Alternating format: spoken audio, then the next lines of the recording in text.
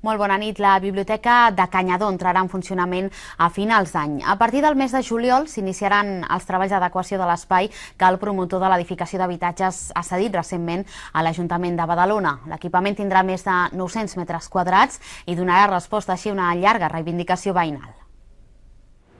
La nova biblioteca tindrà dues plantes i l'accés per la plaça adjacent al carrer Jacinto Benavente del barri de Canyadó. Molt probablement per al Nadal, a finals d'any, Badalona ja disposarà d'una nova biblioteca que el que farà és donar servei a tots els veïns de Badalona, però especialment als dels barris més propers, com pugui ser la Manresà, Canyadó, Cassagema, Centre, Morera i el propi Bufalà. Per tant, jo crec que és una molt bona notícia per tota Badalona i especialment per uns barris on faltaven equipaments.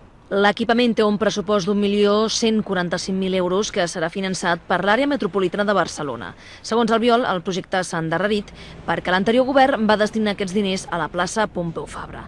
El projecte inclou una sala d'actes per a unes 70 persones que podrà ser utilitzada de forma independent. No, ara és real, ara tindrà la biblioteca, a part hi haurà una sala per fer exposicions, per fer conferències, una sala per 70 persones, hi haurà una sala per nanos més petits, una sala per llegir diaris, una altra per poder estudiar amb ordinadors, una altra amb els llibres, vull dir que serà una biblioteca de les més modernes i que jo crec que el que farà és donar un molt bon servei als veïns de Badalona i dels barris de l'entorn.